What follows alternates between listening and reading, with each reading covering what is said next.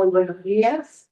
A nombre del Observatorio del Contexto Económico de la Facultad de Administración y Economía de UDT, estoy la más corriente al seminario perdón, del ciclo Empresa, Gobierno y Sociedad, análisis de la creación 2024, oportunidades y desafíos. Quiero comentarles que desafortunadamente Ricardo no nos va a poder acompañar esta mañana debido a que tuvo que estar en un comité, así que será muy bien representado, ¿verdad?, por Juan Bravo, quien es el director del CEN. Quiero invitar a Juan Bravo, como mencioné, quien va a dar las palabras de bienvenida.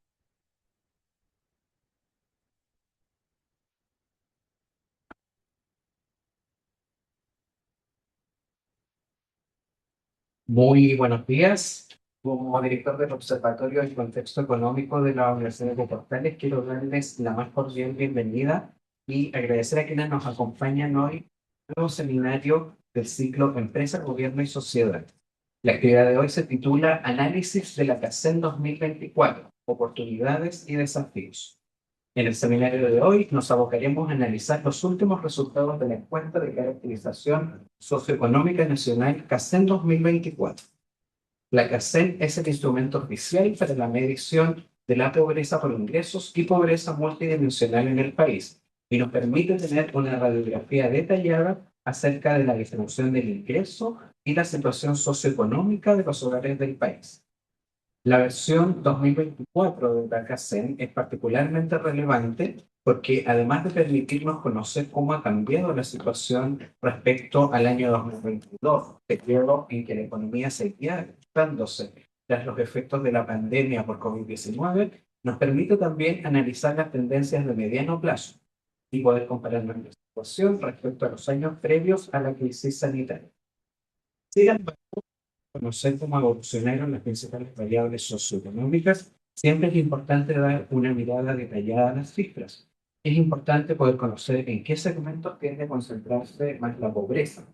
También comprender qué está detrás de los cambios en la pobreza y en los ingresos.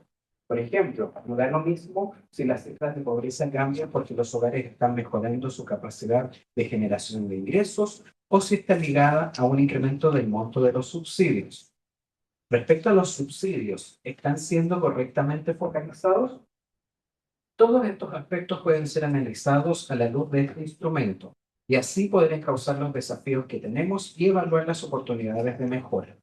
Para profundizar respecto a estos aspectos, contamos hoy con un panel de expositores de lujo.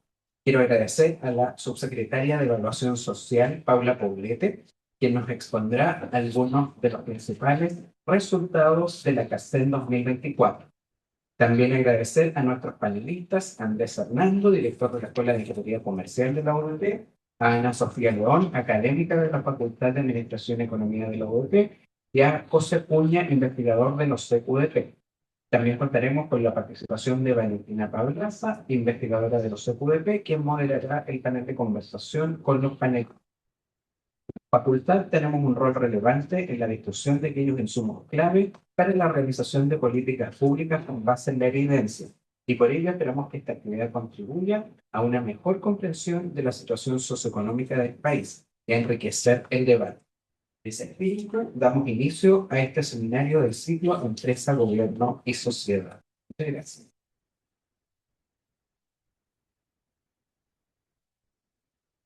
Muchas gracias, Juan, por tu palabra y quiero presentarles a la secretaria Paula Poblete Nogueira, que es economista en sociología de la Universidad Católica de Chile, magíster en política pública de la Universidad de Chile. Su experiencia profesional está vinculada a la investigación del desarrollo, sistematización y el análisis estadístico. Trabajo como investigadora en el Consejo Nacional de la Cultura y de las Artes, ¿verdad?, en el Departamento de Cuentas Nacionales del Banco Central en Chile y en el área de estudios y proyectos de asesoría de consultora POC, que es el área de estudios de comunidad mujer, investigando temáticas vinculadas con el trabajo, protección social y género. Ha sido académica de pregrado y posgrado en las universidades de Valparaíso, Católica de Valparaíso, Adolfo Gálvez y Diego Portales, en cátedras de Economía, y brecha de género. Su trayectoria profesional y académica ha contribuido en el avance de la igualdad de género, tanto en la educación como en el trabajo. Le doy la bienvenida a la subsecretaria Paula. No sé si quieres acabar con me prefiero con ¿Demás? sí.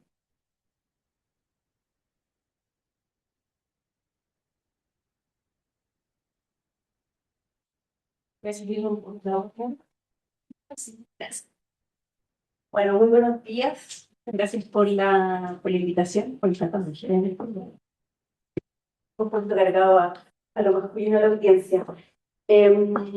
Agradecer también la participación de la universidad en los hombros de Andrés. La verdad es que estos que ustedes van a ver son fruto de un cambio metodológico bien sustantivo que hicimos, y si bien es cierto, la invitación hizo el presidente a conformar esta comisión asesora en términos personales. Obviamente pensamos en Andrés a propósito de que integra y lidera la escuela de ingeniería comercial acá en esta universidad.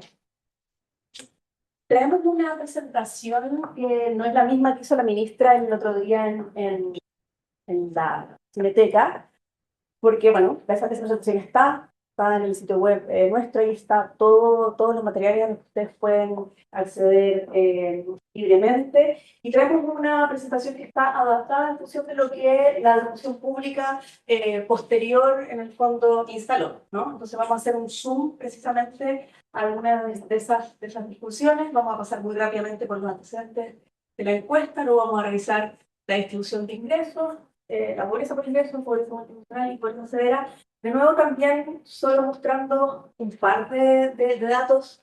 Ya ha sido conocido por todos que la pobreza bajó en todos los grupos, pero vamos a hacer un pequeño zoom en algunos de esos grupos, simplemente con el afán de, de poder ilustrar algunos aprendizajes y desafíos. Entonces, algunos antecedentes de la encuesta, ya lo decíamos, Chile mide su pobreza por ingresos desde el año 87, nos pasamos 25 años sin hacer un ajuste metodológico a esa forma de medir, hasta que en el año 2012 se convoca a la primera comisión asesora presidencial para innovar entonces en esta metodología. Ahí el primer producto o el producto más destacado de esa comisión, del trabajo de esa comisión, fue el índice de pobreza multidimensional. Y entonces la misma comisión propone o recomienda que tras 10 años de usarse esa propia metodología nueva, se revisara para ver si había que hacer ajustes. Y esa es la invitación que hicimos entonces en 2023 a 10 expertos, como decía uno de ellos, Hernando, quienes entregaron en julio de 2025 su informe tras un año y medio de trabajo. Nosotros tomamos ese informe de recomendaciones y nos sometimos a revisión, a validación, análisis de una mesa técnica formada por el propio ministerio, el INE, CEPAL y PNUD. Y trabajamos entonces entre julio y septiembre revisando estas recomendaciones hasta en octubre entonces definir esta nueva metodología, que básicamente digamos, acoge la gran mayoría de las recomendaciones que hizo la comisión. Y entonces aplicamos esta metodología a la tercera 2024 y por supuesto construimos la serie hacia atrás para poder hacer las comparaciones. Como la pobreza, digamos, ambas metodologías requieren de ciertas características de el cuestionario. La pobreza por ingreso pudimos reconstruir la serie hasta el 2009, y en el caso de la pobreza multidimensional solo hasta el 2022. La serie pobreza multidimensional es bien cortita, son solo 2 datos a comparar. Entonces, en términos de distribución de ingresos, vamos a partir, nuevo propósito de la discusión pública, con algunos repasos de conceptos, ¿no? Uno es que no hay que olvidar nunca que la CACEN no es un panel, ¿sí? Es un corte, digamos, transversal, versión tras versión. Entonces no estamos siguiendo a la misma población, lo que estaba cambiando. Los deciles que se publican son deciles construidos a partir del ingreso autónomo de los hogares. El ingreso per cápita, el ingreso autónomo. Eso también es relevante por lo que vamos a ver más adelante. Y lo otro, algo también ya lo decía Juan en sus palabras iniciales, nunca nos debemos olvidar que en la, digamos, en los conceptos que se publican, nosotros no innovamos en cómo se está publicando la información históricamente, y el término usado es subsidio monetario. Pero no hay que olvidarse que detrás de ese concepto hay algunas imprecisiones. Lo que hay detrás de ese subsidio monetario son principalmente tres cosas. Uno, efectivamente, un subsidio, que es esta diferencia entre el precio que la persona paga versus el que cobra el productor. Y ahí en Chile solo tenemos dos subsidios, el subsidio eléctrico y el subsidio de agua potable. Los otros son transferencias monetarias, y ahí tenemos varias más, que pueden ser de libre disposición, como por ejemplo la asignación familiar, el subsidio único familiar, que son dinero que se le entrega a las familias para que no lo gasten en lo que deseen, versus algunos otros que son más dirigidos, ¿no? Como por ejemplo lo que está ocurriendo ahora con las emergencias por los incendios. Se entrega un bolsillo electrónico de emergencia que las personas solo pueden gastar, por ejemplo, en materiales de ferretería. No lo pueden gastar en lo que quieran. El bolsillo electrónico de alimentos que estuvo rigiendo en el periodo posterior a la alza de inflación, solo podía gastarse justamente en alimentos, no, por ejemplo, en tabaco o en alcohol, etc. Y el tercer elemento que está incluido en estos subsidios monetarios son las pensiones. Y las pensiones son mecanismos de seguridad social que están principalmente elaborados, desarrollados, para cubrir a las personas cuando no pueden trabajar, ¿sí? Ya sea por vejez o por invalidez. Entonces, es importante también, a propósito de la discusión, que tengamos claro esas distinciones. ¿Ya? Aquí entonces tenemos la corriente de ingresos. Acá tenemos los ingresos del trabajo, acá los ingresos autónomos, que son otros ingresos generados por los propios hogares no asociados al trabajo, sino a rentas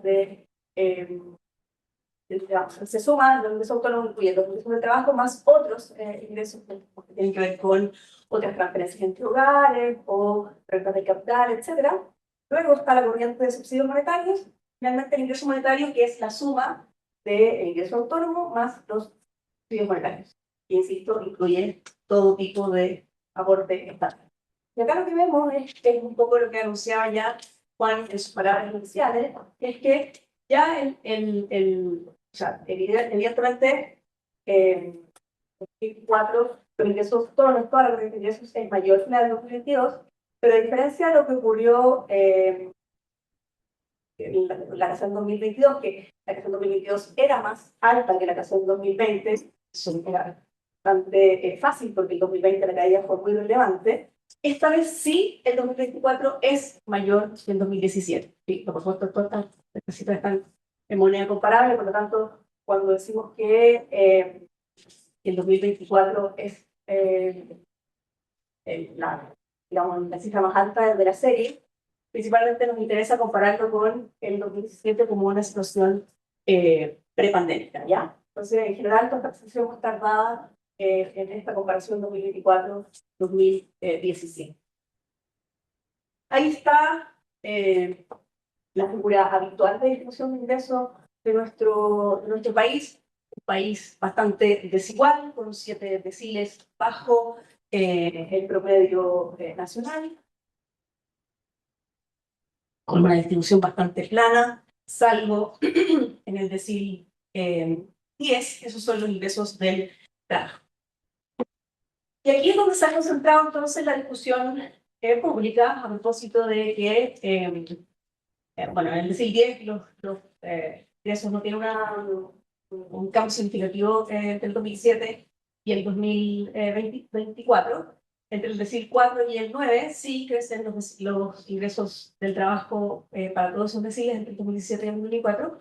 En el 2000, perdón, en el decil 3 no cambian prácticamente los ingresos del trabajo en el decil 3, bajan en el decil 2, no una cifra tan relevante, pero sí son más bajos.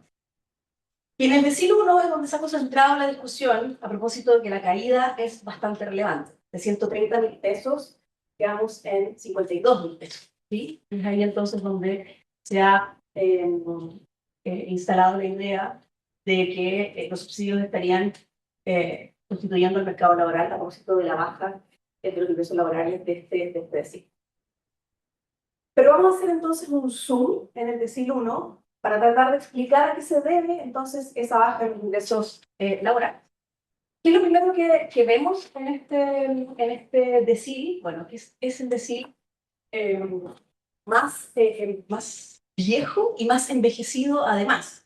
En el tramo, digamos, entre el 2017 y el 2024, pasamos de una edad promedio de 35 años a una edad promedio de 45 años, es decir, un envejecimiento del 30%, mientras que en los otros deciles las edades son menores y además tampoco se envejeció tanto, apenas un 3% de crecimiento en términos de la edad promedio. Por otro lado, si miramos los hogares que tienen personas mayores como integrantes, vemos que más de la mitad de los hogares del decil 1 tiene personas de 65 años o más. Y casi el 60% de los hogares tiene esa conformación.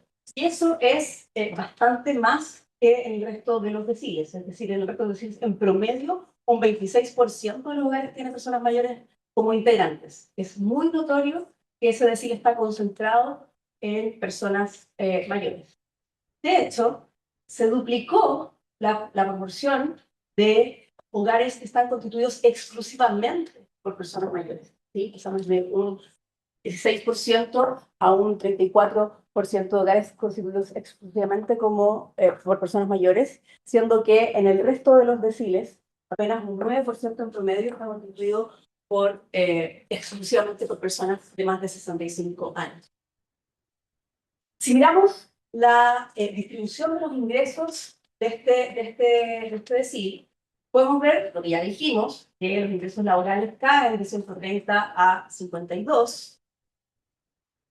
Pero si miramos la fila, la línea de la pensión asistencial, o la pensión básica solidaria o la PGU, dependiendo del tiempo, vemos que el enroque es prácticamente, o la sustitución, es prácticamente perfecta. ¿Sí? O sea, pasamos de un ingreso de trabajo de 52 a, digamos, una pensión que da de 54,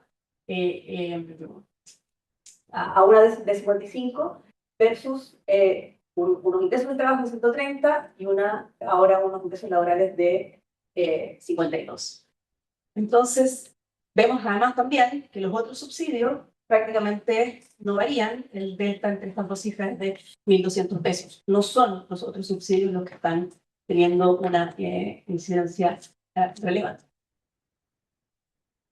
Entonces, así, con este ordenamiento, efectivamente ocurre en la discusión pública, que es que pasamos de que en ese decil los ingresos del trabajo tenían una importancia de alrededor del 45-50% a una de apenas el 17,2%, y entonces los subsidios monetarios alcanzan ahora una importancia muy relevante de casi el 70%, pero de nuevo, muy importante ver que estos subsidios monetarios están constituidos principalmente por pensiones de vejez. Y eso es lo que vemos en esta diapositiva, que es que acá están los ingresos del trabajo, acá están los otros ingresos autónomos para el decil 1, ahí están las pensiones del pilar solidario, 31%, otros subsidios y digamos, transferencias monetarias son apenas un 8,5%. ¿Sí? Entonces, ¿es el Estado reemplazando al mercado laboral? Bueno, a nuestro juicio, los datos no muestran una sustitución del trabajo por transferencias monetarias o subsidios, sino que muestran un fortalecimiento de la seguridad social y en el fondo es la pensión de vejez la que está reemplazando entonces a los ingresos laborales. Y esas pensiones de vejez simplemente están, digamos, compensando a las personas que tienen más de 65 años y que ya tuvieron su etapa de vida al día. Entonces, los datos muestran realmente una alta efectividad de la política social, apuntando a los hogares más pobres, donde hay personas de más de 65 años. Ahí vemos la distribución de los ingresos autónomos, que obviamente es muy similar a la de los ingresos por trabajo, nuevamente con los 7 deciles bajo el promedio. Pero nunca está de más recordar que además el gráfico es bastante impreciso, porque todas las encuestas de hogares, tanto en Chile como en el mundo, no capturan los ingresos de los hogares más ricos, ¿sí? Las encuestas de hogares no pueden tener una representatividad lo suficientemente alta para captar al 1% más rico o al 0,1% más rico. Ahí está la subcaptura, pero además en estos hogares, el acceso a estos hogares siempre es difícil y además el informante idóneo, que es quien responde la encuesta, nunca domina todos los ingresos de ese hogar, son, digamos, arreglos financieros bien complejos, por lo tanto nunca se logra captar todo. Por lo tanto, además, este gráfico subestima la desigualdad. Y ahí nuevamente ocurre algo similar a lo que vimos en el gráfico de, digamos, en la tabla de ingresos del trabajo, que es que en el decil no hay cambio entre 2017 y 2004, sí hay crecimiento de los ingresos entre el 4 y el 9, no hay cambios en el decil 3 y bajan los ingresos del decil 1 y 2. Juan también decía en sus palabras iniciales lo importante que era ver si los subsidios estaban focalizados en nuestro país, y lo que muestran los datos es que efectivamente lo están concentrados en el decil 1. Y allí hacemos la distinción una vez más entre el celeste clarito, que serían las transferencias monetarias y subsidios como tal, versus este azul más oscurito, que es donde están las pensiones del pilar solidario. Entonces, sí, efectivamente, los subsidios están bien focalizados, están concentrados, son, en el primer decil, en promedio son apenas de 84.000 pesos, pero nos interesa destacar que principalmente es, caso del año 2024, PG. Ahí está la distribución de los subsidios por decil y las variaciones entre el 2017 y el 2024. Prácticamente en todos los deciles los subsidios se duplican, pero insistimos, de hecho, en el decil 5 y 6 se más se duplican, pero insistimos en lo modestas que son las cifras. En el caso del decil 105, son decil 9, 10 a 1000, ¿sí? Y en el caso del decil 1 ni siquiera se duplican, están cerquita de la duplicación, pero pasan de 109 a 211. Entonces, ¿son las transferencias monetarias las que están reemplazando al mercado laboral? La verdad es que es bien difícil sostener esa tesis, porque las transferencias en nuestro país son montos bien modestos. La transferencia más grande, que es la del subsidio único familiar, que llega a 2,5, 2,6 millones de personas, son apenas 22.000 pesos mensuales. Otra transferencia más o menos conocida, pero bien bajita en cobertura, son apenas 29.000 niños, son de 10.000 pesos, que es el bono al control del niño sano. Otro ejemplo, bastante en boga también en la discusión pública en este último tiempo, es el que se conoce como el estipendio, que es el pago que hace el Ministerio de Salud a las personas que cuidan a una persona postrada. esa transferencia ni siquiera llega a los 33.000 pesos y es apenas para casi 30.000 personas. Y entonces, es bien difícil sostener que las personas viven de estas transferencias o subsidios. Más bien lo que muestran los datos es que prácticamente el 80% de los hogares sacan adelante a sus familias básicamente a partir de los ingresos autónomos.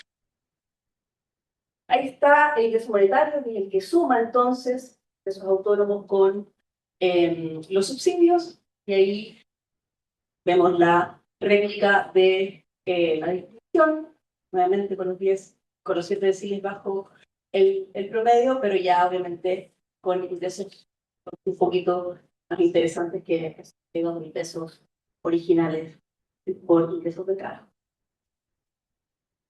Y ahí está entonces la conformación, de nuevo distinguiendo todas las cosas de ingreso de los ingresos. Entonces, en el color más oscuro está los ingresos del trabajo, que es la principal fuente de ingresos para todos los deciles, salvo el decil 1, donde lo más relevante es el amarillo, que es la pensión, la PGU. Vemos cómo, a pesar de que hicimos el máximo esfuerzo para que se notara, las otras transferencias o subsidios que la pusimos en color rojo, apenas es una rayita insignificante en todos los deciles. Sí. Ahí está la corriente de ingresos monetarios entonces, que crece para todos los deciles, salvo para el decil 10.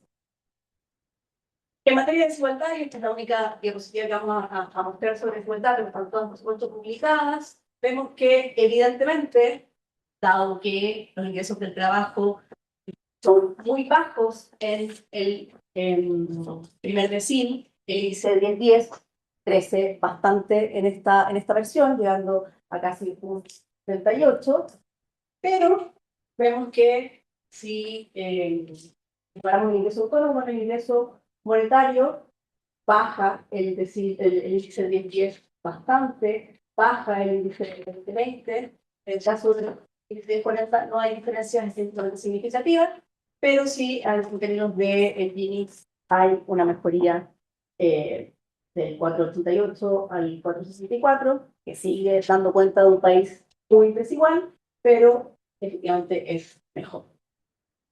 Puede ser un ingreso, como un repaso bien rápido. Los principales cambios metodológicos se traducen en, por un lado, el uso de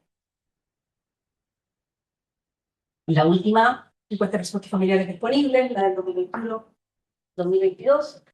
Nosotros estábamos usando la MF del 2011-2012.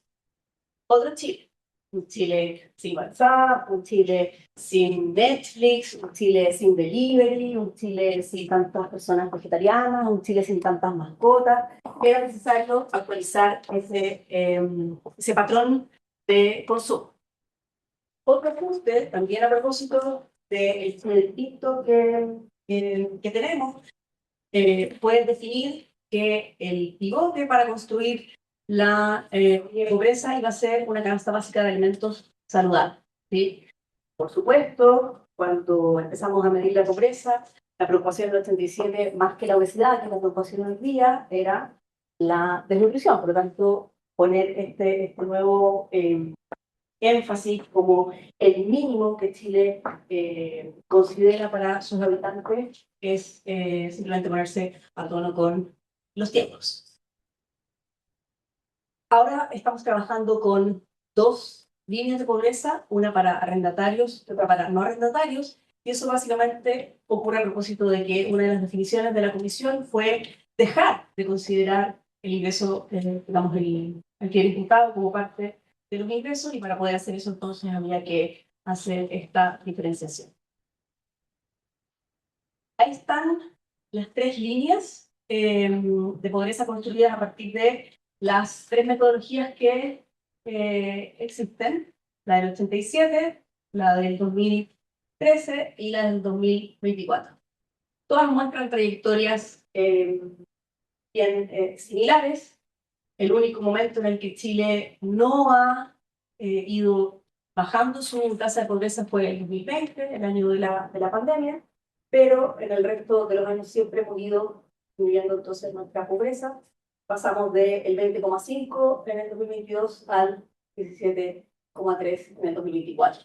Si hubiésemos seguido midiendo con la metodología previa, habríamos pasado del 6,5, que fue el dato oficial de la tasa en 2022, a un 4,9, que por cierto no le hace sentido a nadie, ¿no?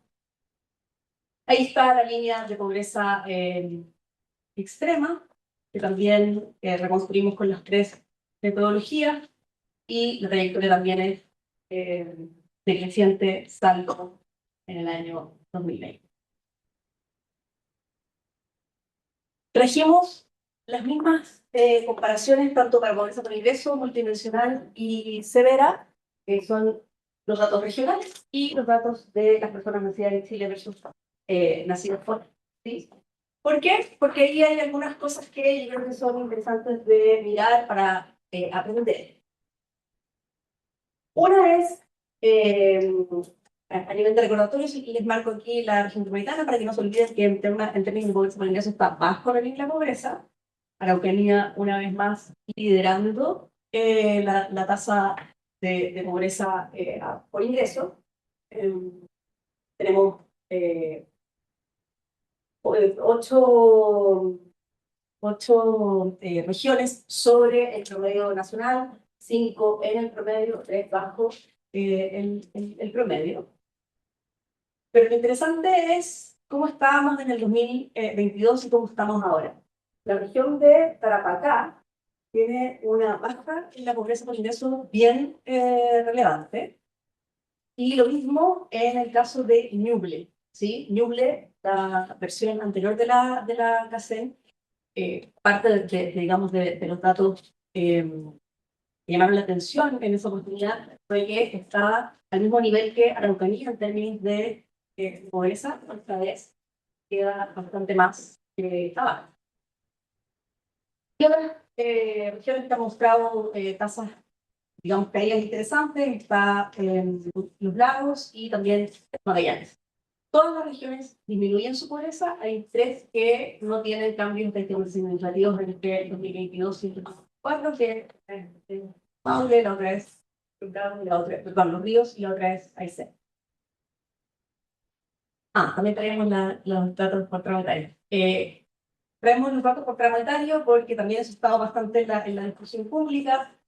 Vemos que 1 de cada 4 niños está en situación de pobreza por ingreso en nuestro país. Ahora, vemos cómo eso siempre ha sido así, la pobreza, una de las manifestaciones de la pobreza es precisamente que las mujeres tienen más hijos, son hogares más grandes en términos de los niños, por lo tanto siempre han sido los niños los que tienen mayor tasa de pobreza, pero vemos cómo sistemáticamente igualmente esa proporción ha ido bajando.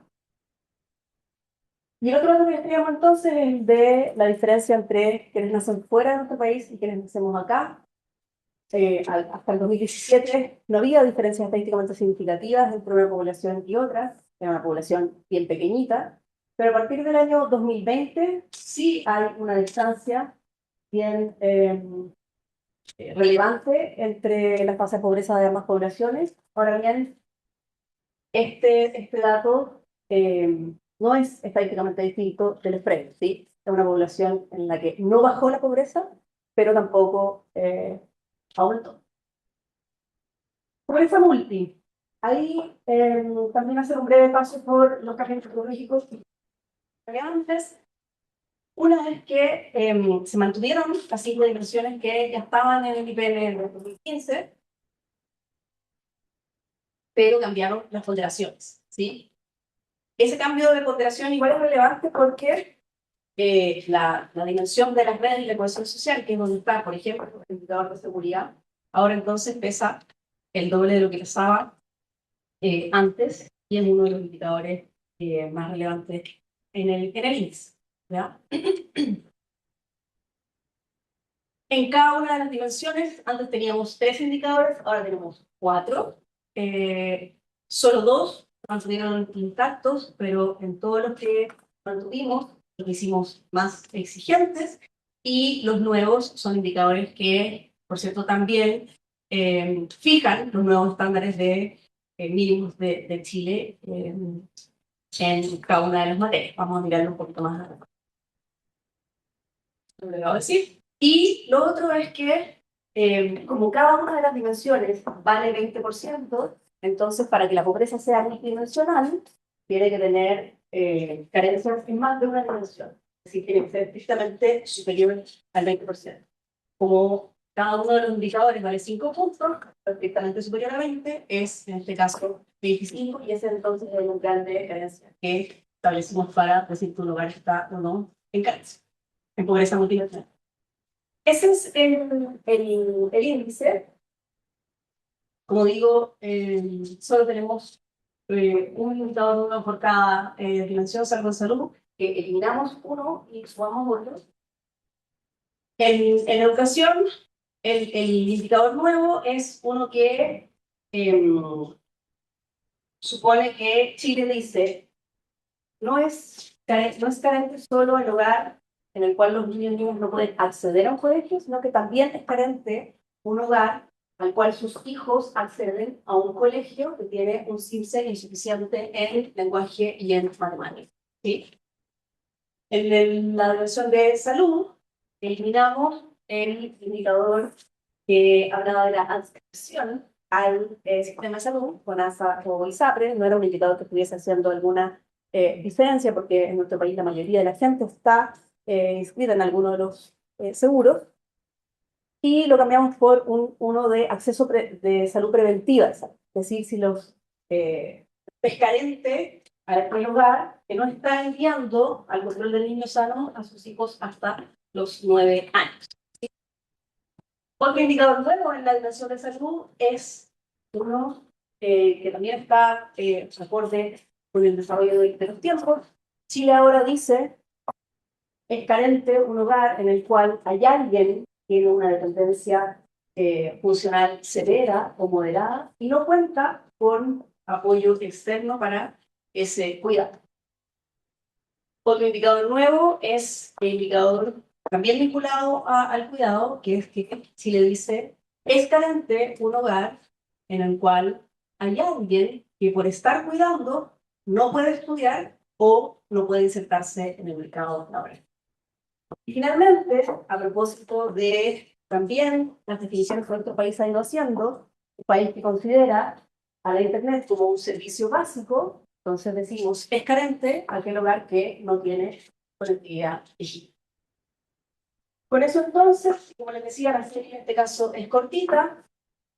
Si miramos la metodología antigua, la metodología 2015, que solo tiene 3 indicadores por dimensión, que tiene otras ponderaciones en las dimensiones, es decir, no es comparable con la metodología 2004, vemos que la pobreza multidimensional cae del 16,9 al 14,6, y con la metodología entonces actual, la metodología 2024, cae del 20 al 17,7.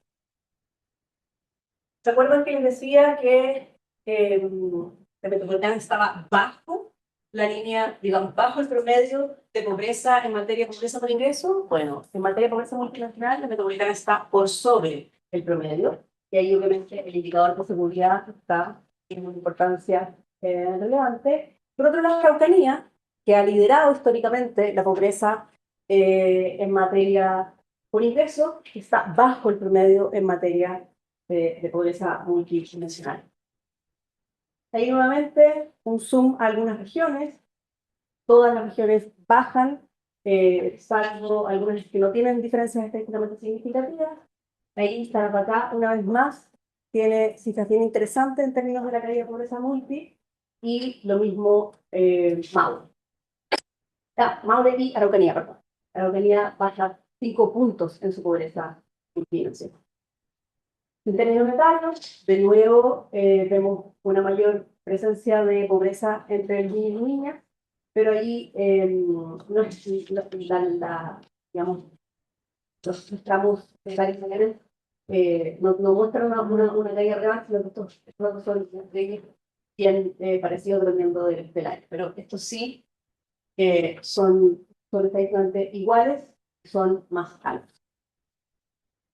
Y en términos de los nacidos fuera y los nacidos dentro, aquí sí hay buenas noticias para la población nacida fuera, porque sí cae la pobreza multidimensional, pero igualmente son casi 10 puntos más alta que la pobreza multidimensional para los nacidos en Chile. Ahí están los indicadores que estamos considerando para este índice. Todos bajan, salvo asistencia escolar, atención en salud, accesibilidad y gasto comunitario, que se mantienen estadísticamente iguales. Y el apoyo al cuidado de personas con dependencia crece, también crece ocupación y subempleo, y apoyo. Que apoyo es que alguien tiene en el fondo, alguien a quien preguntarle algo, pedirle plata, que tengan emergencias, si le contesta un auto, cosas así, apoyo fuera del hogar.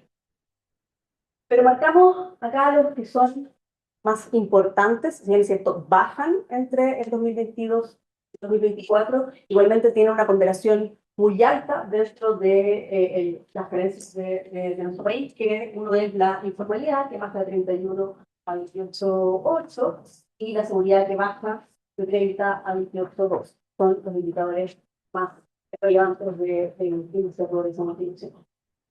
Finalmente, la pobreza severa, que es un indicador nuevo propuesto por la Comisión. La verdad es que el equipo desde el 2015 viene calculando esta intersección, pero efectivamente ahora, al transformarse en un indicador oficial, cobra una relevancia distinta. La, la, la Comisión pide que nombremos pobreza severa a aquellos hogares que están simultáneamente en pobreza por ingreso y en pobreza multidimensional, aduciendo que allí seguramente hay más probabilidades de que esa pobreza se transforme en pobreza crónica y que por lo tanto entonces requiere de alguna, digamos, política pública especial, algún foco especializado en ese tipo de familias. Como es la intersección entre la pobreza multi y la pobreza por ingreso, y la pobreza multi tiene una serie cortita solo hasta el 2022, esta serie también es cortita solo hasta el 2022. Y ahí está, en el caso del 2022, la pobreza severa era de 7,8, hoy día es de 6,1. La mayoría de las regiones están en el promedio, solo sobre el promedio está Tarapacá, Araucanía, y bajo el promedio están Aysén y Magallanes. El resto están todas en el 6,1 en términos estadísticos. Y ahí nuevamente destacar a Tarapacá, que tiene una caída bien relevante en pobreza severa. La mayoría de las regiones no cambia estadísticamente su pobreza severa entre el 2022 y el 2024, y el resto baja. Allí la distinción etaria, vemos cómo nuevamente la pobreza severa es mayor entre los niños, niñas y adolescentes. Y en materia de personas nacidas fuera o dentro de Chile, vemos cómo para ambos grupos la pobreza severa cae, pero de nuevo la pobreza para los nacidos fuera, pobreza severa para los nacidos fuera de Chile es el doble de la de los que nacimos dentro de nuestro país.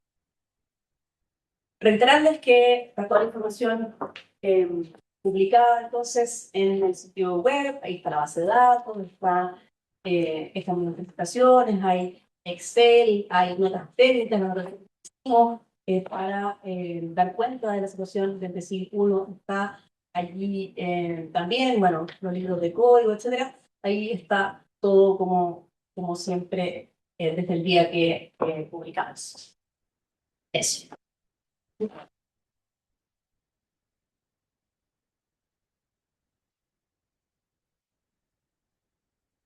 Tenemos la presentación de la subsecretaria Paula Paulete y bueno, quiero contar al panel que hoy, ¿verdad?, va a estar presente, que es la primera Valentina Pablaza, quien va a moderar este conversatorio, ¿verdad?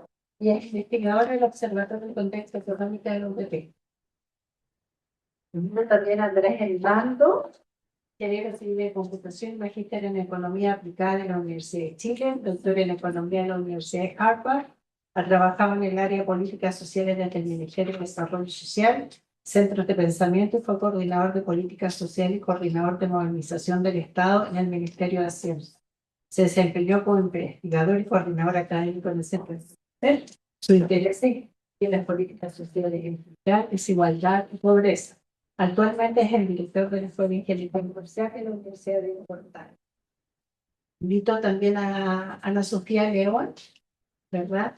Es profesora adjunta del Departamento de Economía de la Universidad de Bogotá, que estudió licenciatura en Economía y otras ciencias políticas en el Instituto Tecnológico Autónomo de México. Tiene un doctorado en Políticas Públicas de la Escuela Harris de Políticas Públicas de la Universidad de Chicago y completó una investigación postdoctoral sobre la misma institución. Quiero invitar a José Antonio Acuña, ¿verdad? José Antonio, economista de la Universidad Católica Boliviana, San Pablo, Master of Economics de la Georgetown University. Previamente se desempeñó como consultor de la CEPAL, investigador en CLAPE José y actualmente es investigador del Observatorio del Contexto Económico de sus áreas de centran en el estudio del mercado laboral y política social. Bienvenido. Hola, ¿me escuchan bien? Sí. Ya. Bueno, primero darle las gracias a Paula por una presentación tan ilustradora. Acá también agradecer a los panelistas que nos van a acompañar hoy y la idea ahora es que cada uno de ustedes nos pueda entregar su visión, su análisis respecto a los resultados que hemos visto, tanto lo que presentaron recientemente como algunos inputs adicionales que nos pueden entregar. Así que primero, José, ¿podrías partir?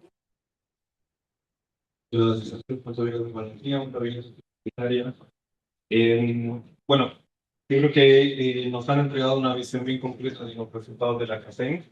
Nos han ayudado un poquito a entender parte de los resultados que se han ido debatiendo estas semanas. Y en ese sentido, en mi caso, yo voy a hacer una intervención sobre un análisis un poquito más amplio sobre el tema del mercado laboral, el tema de ingresos. Aprovecho también para invitarlos a leer el informe que sacamos hoy día, según el DF, sobre un complemento del análisis que ustedes entregan en el informe del MD sobre el decil. Precisamente es en este decil en el que se va a centrar un poco mi intervención.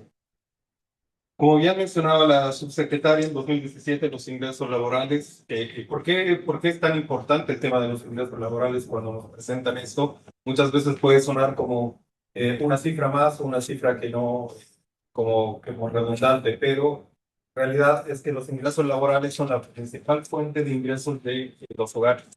Entonces es por eso que uno siempre hace énfasis en esta cifra. Como bien la subsecretaria mencionaba, en 2017 estos ingresos representaban el 44,9% de los ingresos de los hogares y ahora caen al 17,2%. Mientras que por el otro lado, en el decil 1, los subsidios pasan de 37,5 a 69,4. Entonces claramente ahí los primeros análisis que salían a decir como bien decía la subsecretaria, había analistas que apuntaban que uno, la gente estaba viviendo de subsidios monetarios. ¿Ya? Un poquito para ilustrar y complementar las cifras que daba la subsecretaria, el incremento de subsidios monetarios en el decil 1 fue de 102.465 pesos, pero de estos 102.101.000 vienen de los subsidios asociados a pensión o vejez. Entonces aquí la primera idea que se tiene que quedar como sentado o destaratar un poco es que para empezar son subsidios focalizados, ¿no? Entonces están focalizados a un segmento etario y que desbarata la idea de que hay un incremento generalizado de subsidios para las personas del decil 1. Ahora, esto también viene acompañado, como bien mencionaba la subsecretaria, de un cambio demográfico. Chile en ese minuto está envejeciendo un ritmo marcado, demasiado acelerado. Nosotros tenemos, por ejemplo, que en el agregado las personas de 65 años y más aumentaron en 33%, pero en el decil 1 este incremento es de 83,4%. ¿Ya? Entonces, eso nos ayuda a entender un poco cómo, la razón de por qué se da un cambio en la composición de ingreso. Pero esto no termina acá, ¿ya? Esto no termina acá porque a la vez están dando como otras situaciones o fenómenos simultáneos, donde el envejecimiento sí juega un rol, pero también están pasando otras cosas. Como les decía, en el decil 1 también pasa que la población en edad de trabajar está estancada y la población de 15 a 64 se ha reducido en 22,6%. Entonces tenemos una contracción de esta población que está ocurriendo a la par del envejecimiento. También hay un incremento de la inactividad en este segmento de 9,9 puntos porcentuales. Pasamos de 63,1 a 73% de personas inactivas. Y esto, como bien nosotros podemos ver, o como podríamos presuponer, dado lo que estoy diciendo, esto puede ir por envejecimiento. ¿Sí? Uno pensaría directamente si hay mayor inactividad es por envejecimiento, pero los datos nos muestran que también en el segmento de 15 a 64 se ha incrementado el porcentaje de personas inactivas. El análisis del mercado laboral que venimos escuchando muchas veces aquí de estimado Juan, nos dicen que también en este segmento de 15 a 64, uno de los segmentos que más ha incrementado es el segmento de 15 a 24 por razones de estudio. ¿Sí? Sin embargo, también existe un aumento del porcentaje de inactividad en el segmento de 25 a 64. Ya principalmente el incremento se da por razones de equidad, ya que eso es como otra arista que hay que tener en cuenta. Y también tener ojo con el incremento de inactividad por enfermedad, ya por enfermedad o invalidez, que en el segmento de 50 a 64, para el último dato, nosotros vemos que el 20% de la población se declara como inactiva por esta razón. ¿Ya? Entonces, eso igual es algo a tener en cuenta. Y el último punto que yo quiero también señalar acá es que la caída de ingresos laborales en el decil 1 también se da en parte por una falta de oportunidades en el mercado laboral. ¿Ya? En el agregado, entre 2017 y 2024, la tasa de desempleo subió en 1,1 puntos porcentuales, pasando de 7,7 a 8,8. Pero en el decil 1 nosotros pasamos de una tasa de desempleo de 28 a 37,8 puntos porcentuales. Estamos hablando de un incremento bastante relevante.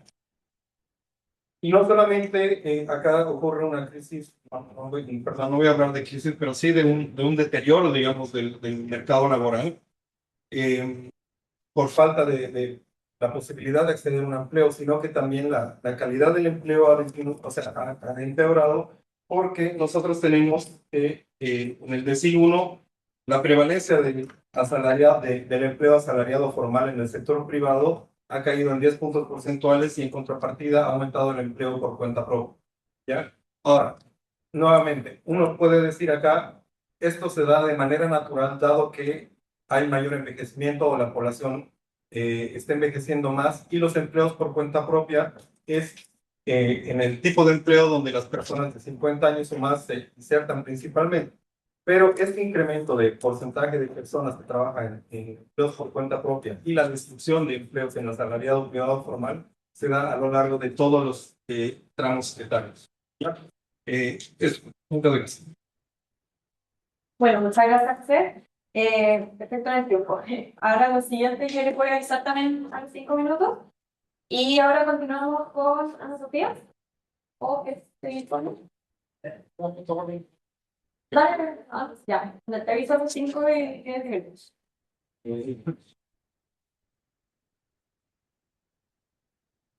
Aló, ahora sí.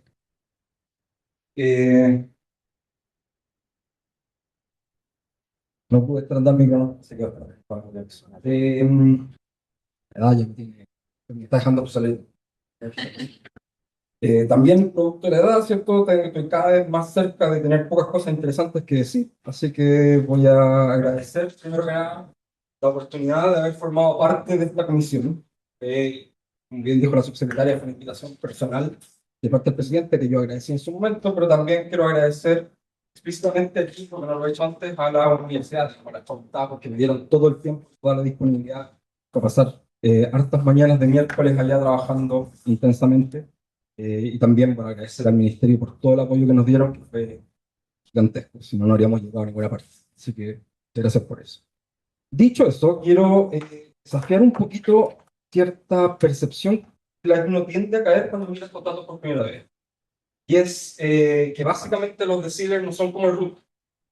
Uno nace con un root y se queda con ese root toda la vida. Uno no nace en un decil y se queda ahí para siempre. Los deciles son fundamentalmente móviles. Y son móviles de muchas formas. Y una de las formas en que se mueven los deciles es precisamente por incentivo. O sea, básicamente me aumentan la pensión. Yo soy un adulto mayor que mi pensión anterior no alcanzaba.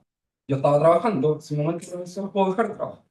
Y como los deciles son deciles construidos sobre ingreso autónomo, entonces la gente puede bajar a un decil autónomo más bajo, desplazando a otra gente hacia decil autónomo más alto, sin que realmente haya un cambio sustantivo en sus condiciones materiales. De hecho, pueden haber mejorado sus condiciones materiales.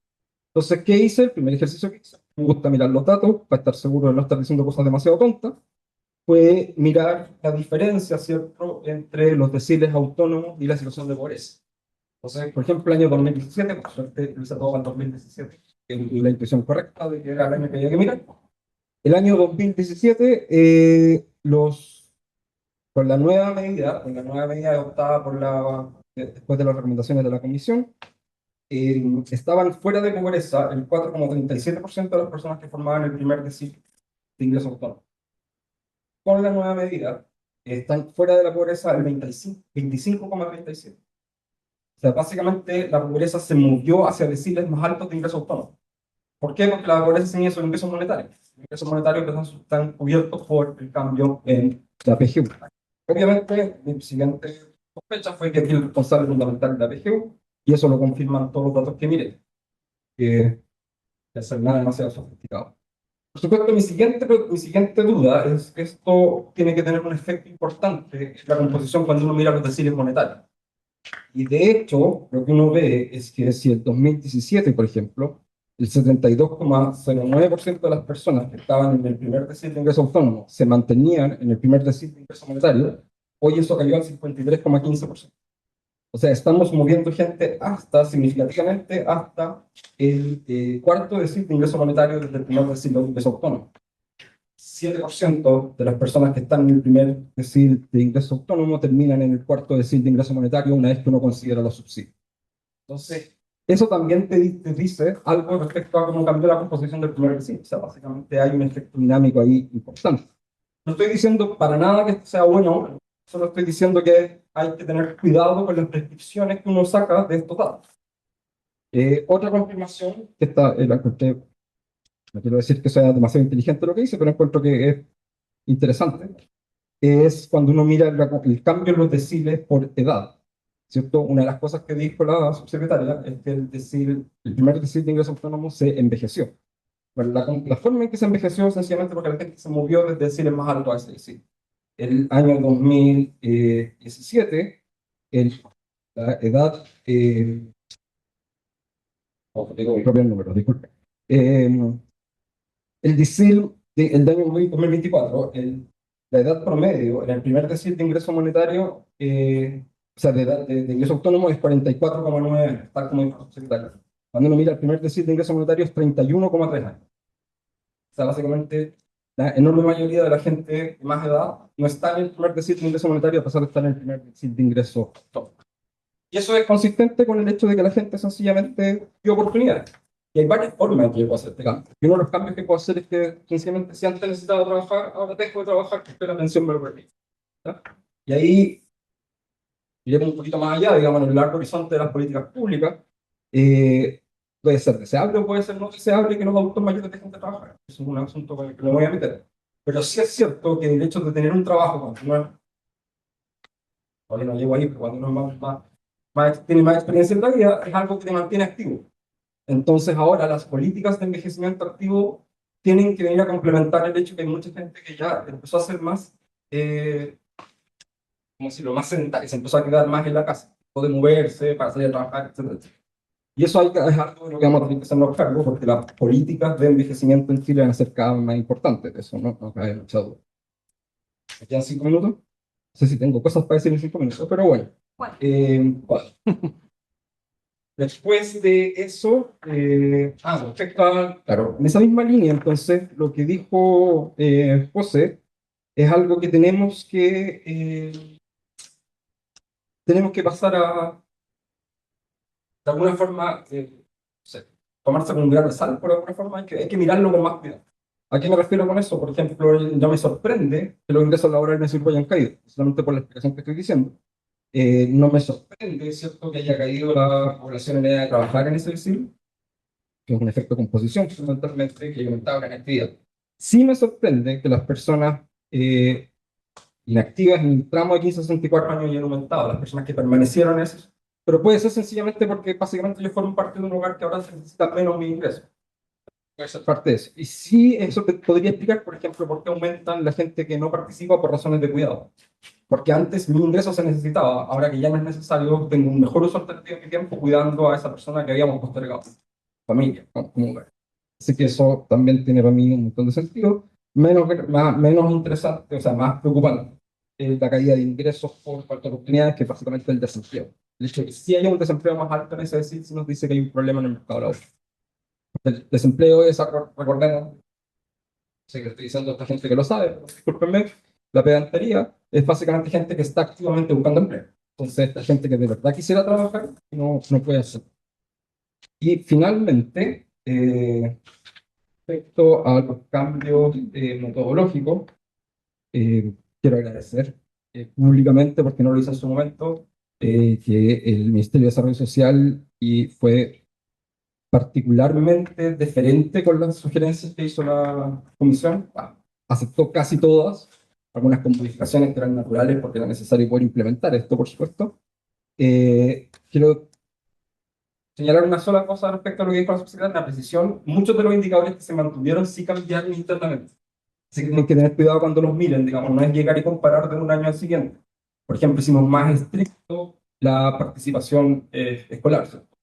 Empezamos con 9, hicimos más estricta la definición de rezago, menos estricta la definición de carencia por años de educación. Entonces, esas cosas hay que mirarlas con más cuidado.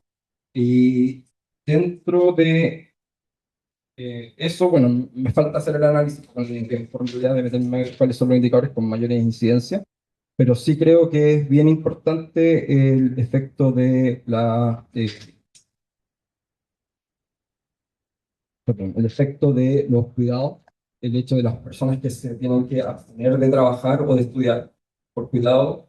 Esa es una realidad que ha estado bien oculta, pero que cuando uno tiene acceso a eso, a los datos, a la evidencia circunstancial, lo que usted crea anecdótica, es bien relevante.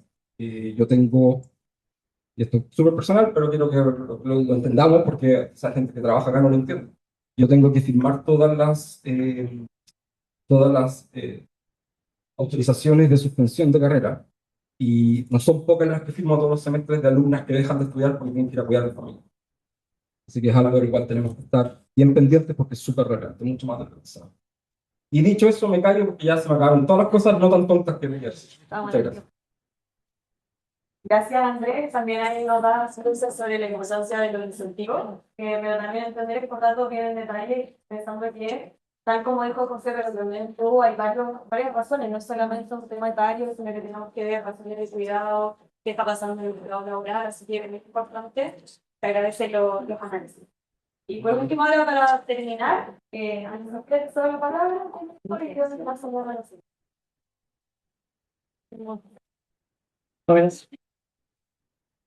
Bueno, primero muchas gracias a su secretario por la presentación y a usted por invitarme a este panel. No queda mucho por decir en términos generales de indicadores de pobreza, cambios en las medidas, la foto de ingresos monetarios de autónomos. Entonces, por ejemplo, elegí un tema que puede estar un poco en el margen, pero que sí fue, y eso lo agradecí, fue incluido en la presentación, que es el tema de la simulación económica perdón, de los migrantes definidos como las personas que nacieron fuera de Chile. Entonces, la asimilación económica es la convergencia dinámica de ingresos, empleo y calidad laboral de los migrantes con respecto a la población nativa. Y esta asimilación va a tener mayor o menor velocidad dependiendo del capital humano con el que llegan los migrantes al país y también depende del contexto macroeconómico y el mercado laboral en el cual tratan de insertarse. Entonces, es importante considerar en todo lo que voy a decir, aunque voy a tratar de siempre separar que hay efectos tanto de cohorte, que es las características con las que las personas viajan, que son parte de lo que aportan como migrantes a la economía en donde se insertan, como efectos del tiempo en el cual llegan. Y como saben, muchos de los márgenes de ajustes salariales a lo largo de las trayectorias laborales de las personas se realizan en los cambios de un trabajo al otro y por lo mismo los primeros trabajos o el primer trabajo que reciben los migrantes son particularmente importantes. Entonces, ¿qué es lo que podemos ver gracias a la CACEN 2024? Nos podemos distinguir distintas olas, justamente este efecto del momento en el que llegaron y también diferencias en la composición de los migrantes dependiendo de la ola migratoria en la que llegaron. De aquí voy a separar los que llegaron antes del 2015, los que llegaron del 2015 al 2019 y los que llegaron del 2020 en adelante. Incluso en la CACEN se puede ver los que llegaron hasta menos de un año al momento de tomar la encuesta. Si bien es un grupo muy chico, puede sugerir ciertas tendencias o en este caso una mayor acento de las características de la última ola de 2020 en adelante. En términos de la pobreza, voy a hablar de pobreza e ingresos como para seguir en la línea de la presentación. Como vimos, la pobreza es mayor entre los migrantes que entre la población nativa. Son más o menos entre 22 y 26% de los migrantes están en pobreza, de acuerdo a la línea de la pobreza de ingresos. Pero esta incidencia es altamente heterogénea dependiendo de la ola migratoria. Los migrantes en particular más recientes de la ola de 2020-2024 en adelante presentan una mucho mayor incidencia de pobreza, alrededor de un tercio de los migrantes recientes, esta ola 3, están calificados como en pobreza. En contraste, los que llegaron del 2015 al 2019, solo 19% están en pobreza y estas diferencias son estadísticamente significativas. Solo voy a hablar de diferencias que están estadísticamente significativas. Entonces, por un lado, uno podría decir que esto es porque tienen una mejor inserción, porque llevan más tiempo en Chile, los que acaban de llegar, que llevan menos de 5 años en la economía chilena.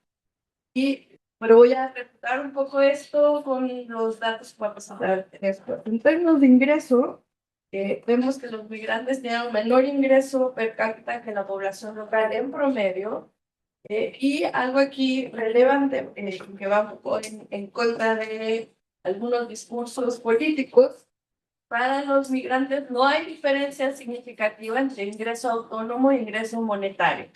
Es decir, esta situación de pobreza se debe por sus ingresos laborales, insuficiencia en ingresos laborales, no por efecto de recibir más subsidios, de concentrar los subsidios.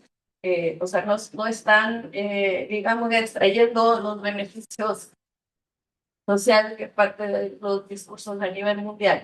En el caso de Chile no es el caso. O sea, es decir, la pobreza no se explica por estas transferencias. En el mercado laboral, lo que vemos es que la participación laboral de los migrantes es alta y es comparable a la población local. O sea, no llegan a no trabajar. De hecho, la mayoría son migrantes económicos y buscan insertarse lo más rápido posible al mercado laboral. En particular, la ola 2, que son los del 2015-19, tienen mayores tasas de participación y mayores tasas de empleo que la población local. La informalidad laboral, sin embargo, es una fricción central para la asimilación económica porque vemos mayores tasas de informalidad entre la población migrante y esto incluye también a esta ola del 2015 al 2019.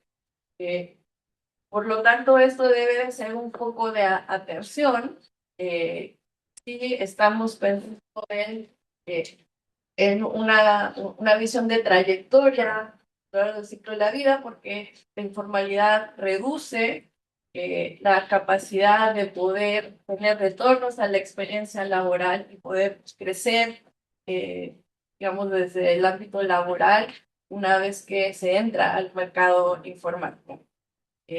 Sobre todo para los migrantes cuyas redes están más, bueno, esto es más anecdótico, yo viví en Chicago y estudié la migración en Estados Unidos, pero entre mayores la red local informal, la salida del mercado informal hacia el formal para los migrantes que pertenecen a esta red. Entonces, parecería que estamos contando la historia de a mayor tiempo, mejor inserción y conforme pase en los años, esta última ola va a también presentar las mismas tasas de participación de todo que las olas anteriores. Y aquí hay un caveat muy importante y es que hay distintos niveles educativos promedios según las olas de migración que llegaron acá. En promedio, los migrantes siguen teniendo más educación, más niveles de educación promedio que la población local, pero la cohorte de 2015 al 2019 concentra mucho más capital humano, o sea, educación superior, por ejemplo, entre las mujeres migrantes de esa ola. 57% de las mujeres que llegaron de ese periodo tienen educación superior. Así es muy alto esa cifra. Entonces, y esto se ve también a lo largo de todas las olas, las mujeres presentan mayores niveles de educación superior que los hombres, eh, sin embargo, no necesariamente, tanto para las mujeres como para los hombres, lo que vemos que no necesariamente eso se traduce en mayores niveles de ingreso proporcional, ¿ok?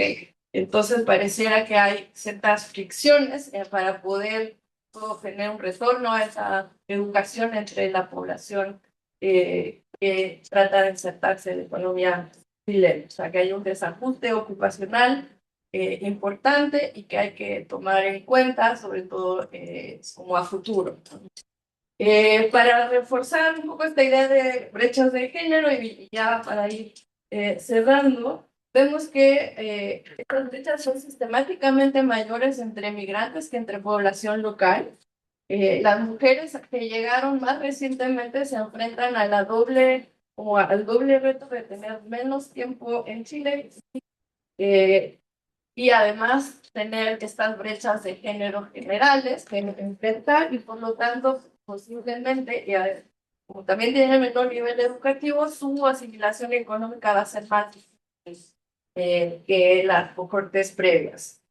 Entonces, me parece que aquí hay varias lecciones de policía y quisiera conectar un poco con todo lo que se ha dicho antes, que es ante el contexto demográfico que vemos, ante el peso del cuidado, o sea, que en este caso me parece que es una oportunidad de economía del cuidado para los que ya terminaron como su ciclo educacional, y que representan 10% de la población de unos promedios de los 15, promedio de 25 a 65, pero o sea, no es menor, 10% de la población en edad laboral.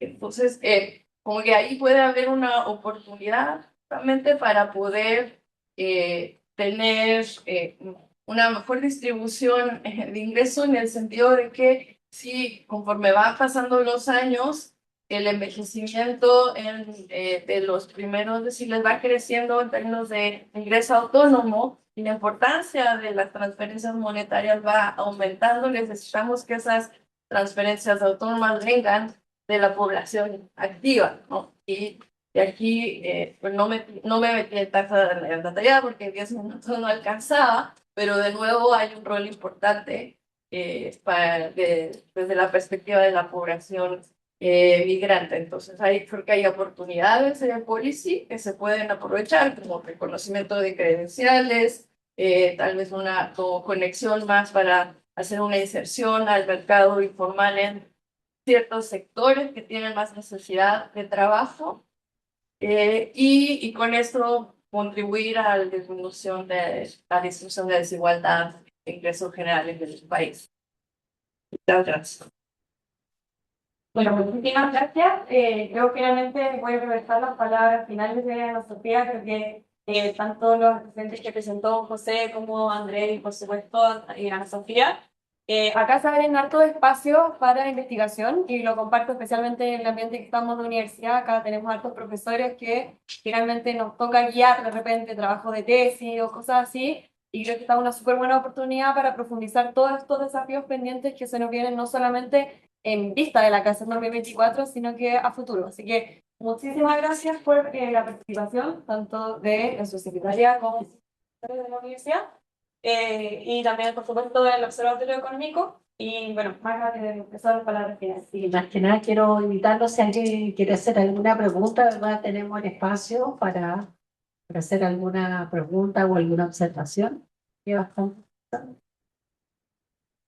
Al parecer está todo bien claro, ¿no? Vamos. Señor. Ay, y ahora al final, pues. Esperando las preguntas. ¿Sería una pregunta? Vamos a hacer una pregunta. Sí. Es que quiero reaccionar a algunas cosas. ¿Te invitamos a pasar? Bueno, perfecto. ¿Pues? Sí,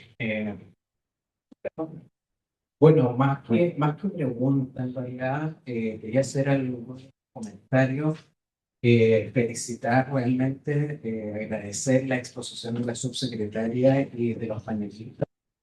Yo creo que esta discusión sobre el primer sí, a mi juicio, fue muy apresurada. Salieron columnas al día siguiente, y esto requiere analizar los datos, ¿sí? Entonces, realmente la presentación y los comentarios de los panelistas fueron muy aclaratorios, creo, en términos de quizás desbaratar algunas ideas equivocadas respecto a eso.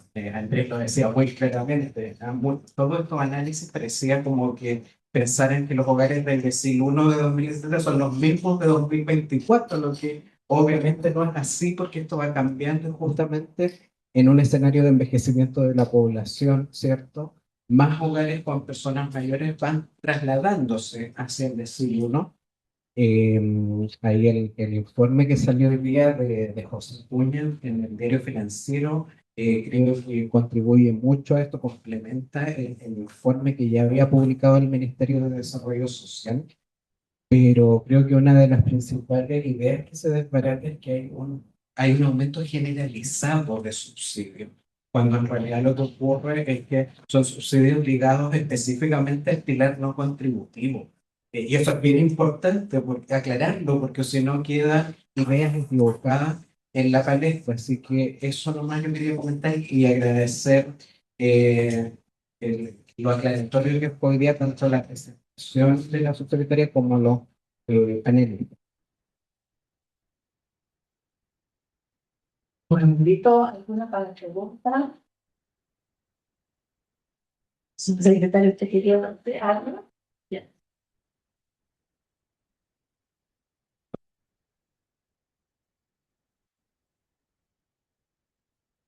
Sí, sí, muchas gracias. Quisiera preguntar principalmente las políticas, tomando en cuenta los índices que se ven de 2017, 2022, 2024, si hay algunas políticas en tema de la inserción laboral entre déciles, porque vieron ahí que se han movido casi hasta el cuarto décimo ese tema, pero si las políticas de Chile se están enfocando en la inserción laboral entre déciles, tomando en cuenta también la población nacida en Chile y no nacida en Chile, como dicen que hasta un pelo más baja la pobreza de las personas nacidas en Chile y qué políticas se están implementando o se pueden implementar para mejorar ese tema de decisión laboral entre déciles, tomando en cuenta también las personas más jóvenes, que como dicen que la principal razón de inactividad laboral es el tema de cuidados. ¿Cómo se puede eso implementar sin tomar en cuenta las pensiones o transferencias monetarias a la familia? Eso. Muchas gracias.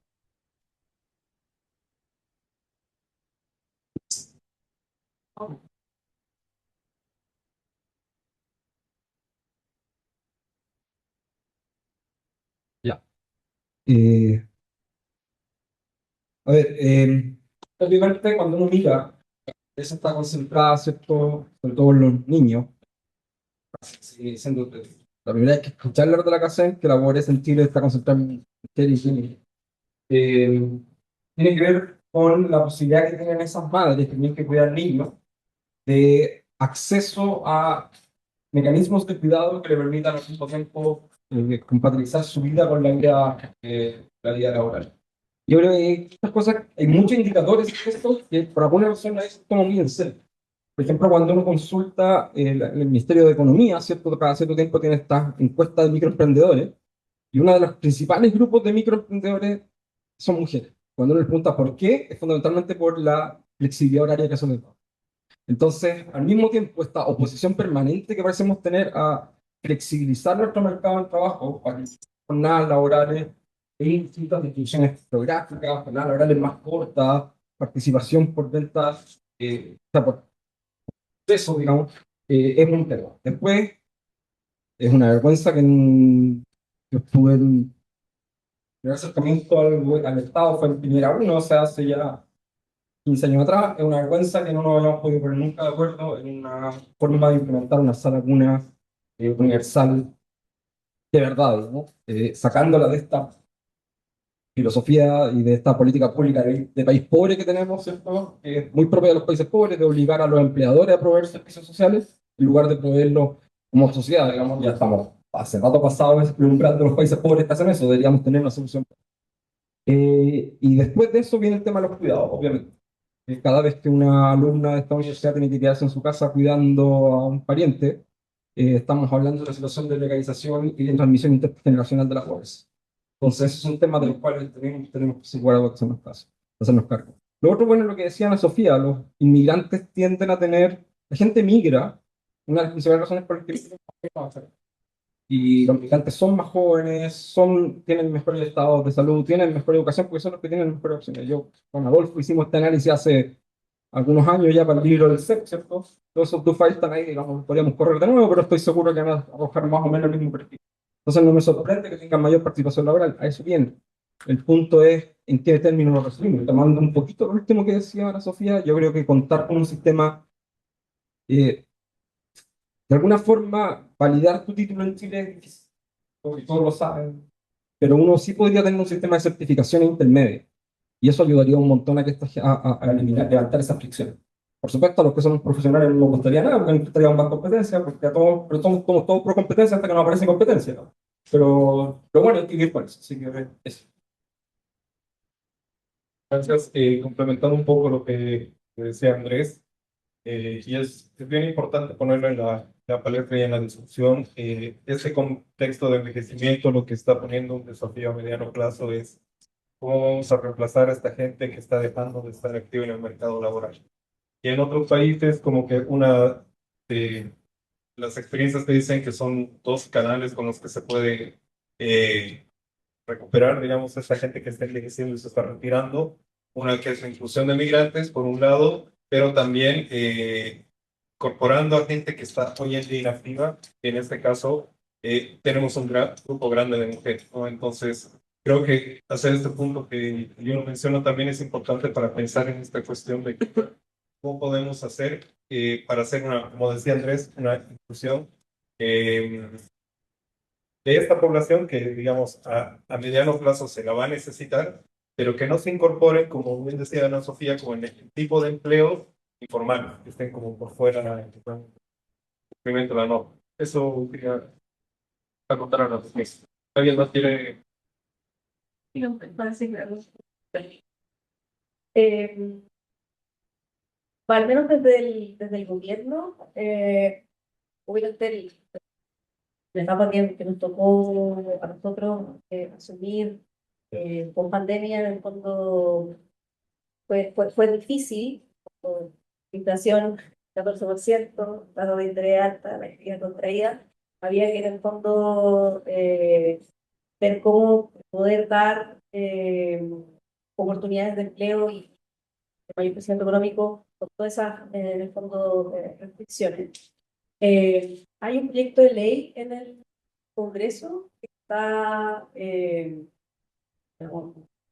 no fue bien difícil que va a ser, que se hace cargo de diagnósticos también bien antiguos asociados a lo poco eficaces que son, por ejemplo, los subsidios de empleo existentes. Está el bono de trabajo para los jóvenes, el bono de trabajo para la mujer, que son subsidios que no mueven la aguja prácticamente de ningún modo. Y hay aquí entonces un proyecto asociado como a una fundación de los subsidios para que efectivamente sean interesantes tanto para el empleador como para el trabajador en lugar de que es un caso cometido. También hay otro proyecto, tampoco va a ver la luz, pero que estaba incluido en el paquete de reformas, claro, de reformas tributarias, que es un monotributo, ¿sí? Pensando precisamente en las personas que están informales y que no, digamos, no ven los beneficios que tiene el tener, por ejemplo, una cotización de salud o una cotización de empleo, porque hay personas que están ahí en el margen, digamos. O sea, obviamente hay personas que no entienden una cotización de ese orden significa una parte muy relevante de los costos que van a estar teniendo. Pero hay otras que perfectamente podrían efectivamente tener un beneficio y no lo están viendo, no tienen concepciones de lo complicado que puede ser, formalizarse, etcétera, etcétera. Y entonces hay un proyecto que facilitaría el acceso a seguridad social a partir de una única cotización. Tampoco va a haber la luz, pero como decía la nueva colega, son fórmulas que igual ya están probadas en los países que tienen alto nivel de... Yo quería al final, ¿puedo? Bueno, también celebrar un poco lo que decía Juan. Esta invitación nos llegó después que otras, pero además tuvimos que cambiarla porque nos salió una sesión en el Congreso. Y yo quisiera celebrar finalmente, nadie sabe para qué trabajo, estos días digamos, de distancia con el lanzamiento. El lanzamiento de los resultados fue el 8 de enero. Y agradecer el trabajo de ustedes. Tuvieron un poquito más de días para obviamente analizar y eso se nota, se agradece. eh, porque efectivamente le dedicaron el consciente a los datos y entonces como tener una discusión distinta. Andrés decía, no sé si es deseable o no que la gente, digamos las personas mayores de 65 años que están haciendo la PGU hayan dejado de generar esos ingresos autónomos o esos ingresos laborales. Y yo creo que igualmente sí es posible tematizar eso. No estamos hablando de que la PGU, con todo de apenas 200.000 pesos de infracción, está siendo un sustituto para todas. Es solo para personas mayores que, para las cuales esta PGU probablemente incluso significa una tasa de reemplazo mayor. ¿Sí? Y algo que nunca vemos, es muy difícil, detrás de estos ingresos en el fondo laborales, es cuánto costó generar ese ingreso. ¿Sí? O sea, son personas, yo diría, me atrevería a decir, que sí tienen un aumento en su bienestar con muy poquitas dudas, digamos. Porque, claro, antes generaban algo así como 150.000 pesos, está el Roque 330. Bueno, pero dado que son las personas más pobres de nuestro país, todos sabemos que son personas que tienen escolaridad muy baja, que ni siquiera han terminado enseñanza media, podemos imaginar cuáles son esos trabajos, digamos, o en qué se generan en el fondo esos ingresos laborales. ¿Será vendiendo alguna golosina en la esquina? ¿Será cuidando autos? ¿Será, bueno, en general vendiendo algo, ¿no?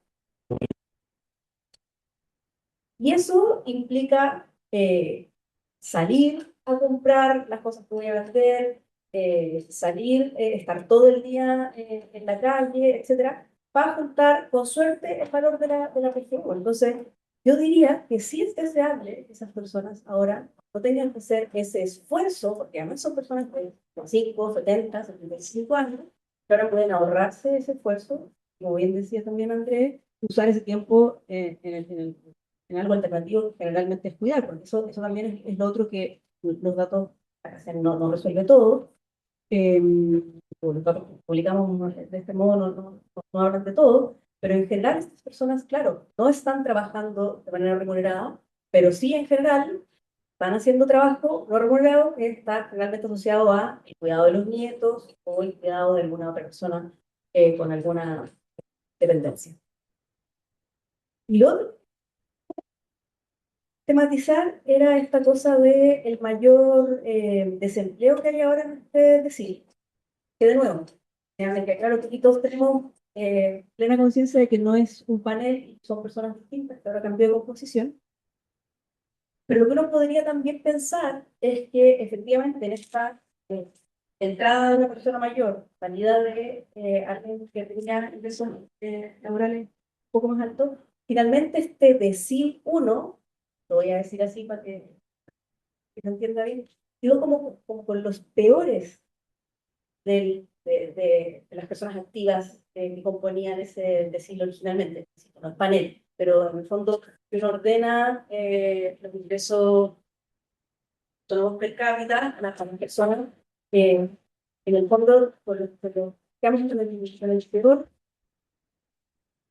los peores tenantes en el fondo del decil 1 en la etapa activa. Entonces, tal vez también hay que estar viendo una transformación. El 13, en el fondo del desempleo en el grupo etario activo, también a propósito de que estamos comparando un grupo que era mucho más heterogéneo en 2017, donde había en el fondo otro grupo, con este ahora que nos quedó como el más rezagado. Entonces, tal vez ahí también hay una explicación asociada.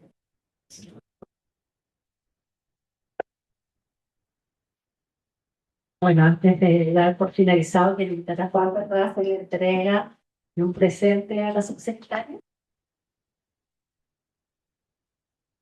Y además aprovechar a tomar la fotografía como más oficial con todos los panelistas, tanto la subsecretaria como los panelistas. Gracias.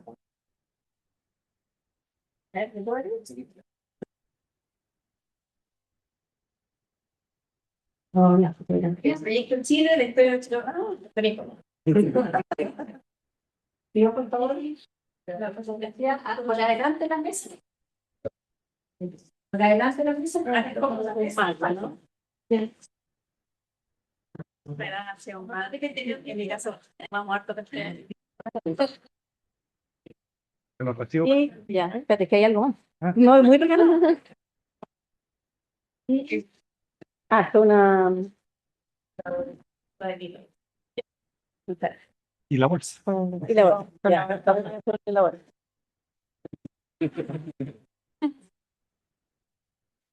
Muchas gracias.